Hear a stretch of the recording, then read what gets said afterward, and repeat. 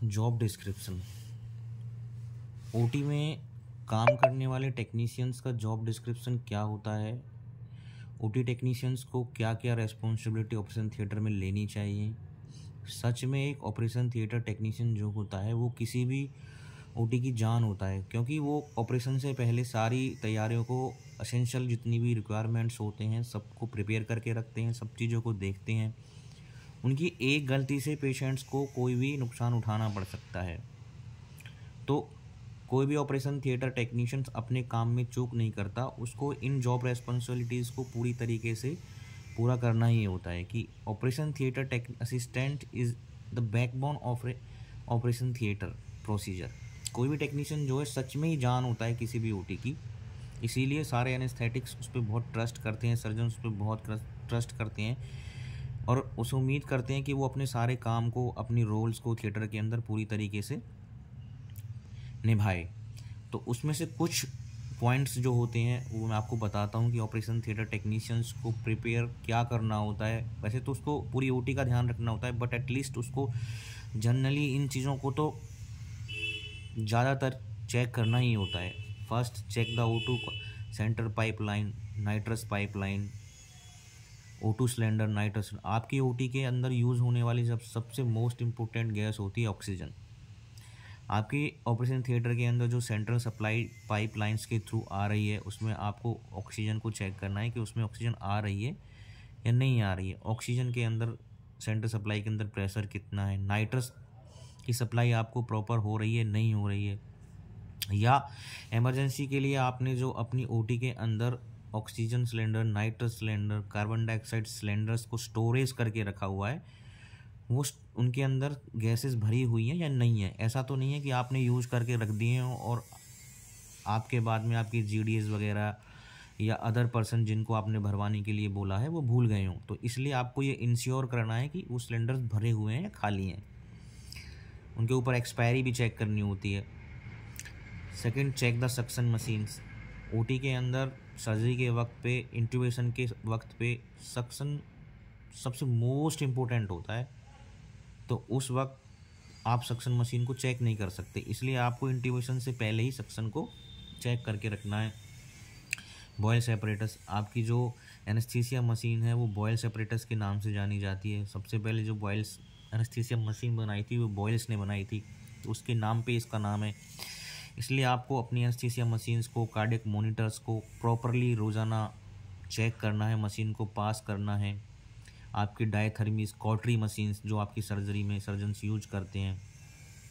आपकी ओटी के सारे लाइटिंग पॉइंट्स, जितने भी आपकी ओटी के अंदर लाइट है, सेंटर लाइट जो आपकी टेबल के ऊपर है वो वाली लाइट्स जल रही है कि नहीं जल रही है, उसके ऊपर धूल तो नहीं जमी हुई है, आपका कोई ओटी का लाइट्स का बटन तो ख़राब नहीं है। और इसके अलावा और अदर्स जो मशीनें वहाँ पर रखी हुई हैं, ड्रिल मशीन्स है, फ्लूइड वार्मर है, एक्सटेंशन बोर्ड हैं, ऐसी सारे जो छोटे छोटे इक्विपमेंट्स हैं, मशीन्स हैं, उनको आपको प्रॉपर तरीके से चेक करना होता है ताकि सर्जरी के दौरान या पेशेंट को इंट्यूबेशन करते वक्त, जैसे सक्शन की ज़रूरत है, ऐसी चीज़ें आपके उस वक्त पे ख़राब ना हो, ताकि आपकी सर्जरी में कोई दिक्कत ना आए।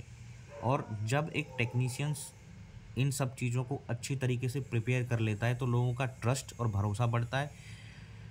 और जब तक कोई टेक्नीशियंस ओटी के अंदर ये नहीं बोल देता है कि मेरी ओटी प्रिपेयर है, मेरी ओटी तैयार है, तब तक कोई भी सर्जन, कोई भी एनेस्थेटिक किसी पेशेंट्स को अंदर नहीं लेता। एक टेक्नीशियंस के बोलने के बाद ही किसी पेशेंट्स को ओटी के अंदर लिया जाता है। फ्यूमिगेशन रिकॉर्ड को मेंटेन करके रखना कि आपने ओटी को कितनी बार पॉजिटिव केस हुआ है, कितनी बार आपने हफ्ते में ओटी फ्यूमिगेट कराई है, सबके कल्चर्स रिपोर्ट को मेंटेन करके रखना।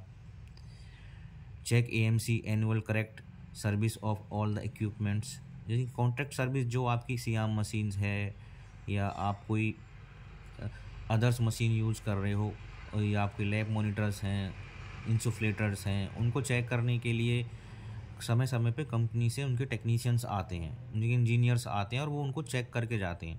तो उस वाले रिकॉर्ड्स को मेंटेन करना भी टेक्नीशियंस का ही काम होता है कि कौन कौन सी मशीन्स आपकी इस साल चेक होने वाली हैं, कौन कौन सी मशीन्स आपकी चेक नहीं हुई हैं। प्रिपरेशन ऑफ एनेस्थीसिया ट्रॉली, आपकी इंट्यूबेशन ट्रॉली पूरी तरीके से प्रिपेयर होनी चाहिए। आपकी इंट्यूबेशन ट्रॉली पर पूरा सामान प्रिपेयर होना चाहिए। ऐसा नहीं होना चाहिए कि आप पेशेंट को इंट्यूबेट करा रहे हो और आपको सामान के लिए इधर उधर दौड़ना पड़ रहा है।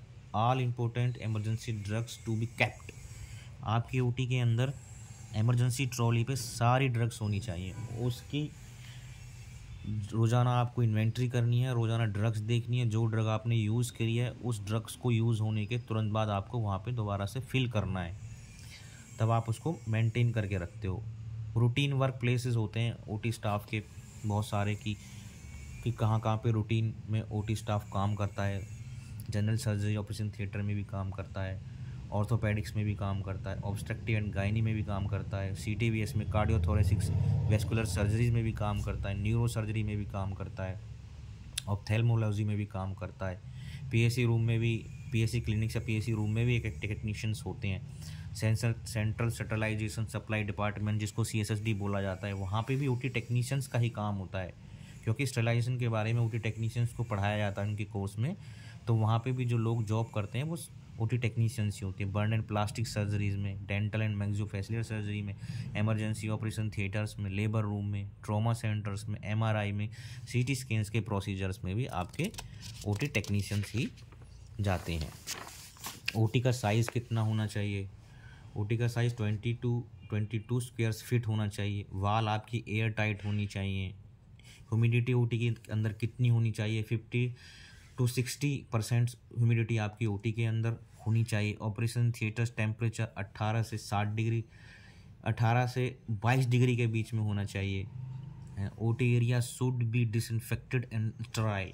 आप जिस OT में काम कर रहे हो, आपकी उस OT में आपको बाहर के गंदे शूज़, आपके बाहर के गंदे जूते, बिना हेड कैप के और बिना मास्क के आपको ऐसे नहीं जाना होता। OT के अंदर मास्क खोल के नहीं रखना होता है, OT के अंदर कैप नहीं उतारना होता है, आपको OT के अंदर कोई गंदी चीज़ें नहीं फैलानी होती हैं। अगर ऐसी कोई चीज़ें फैल भी गई होती हैं उनको डिसइंफेक्टेड कराना होता है, OT को स्टराइल रखना होता है।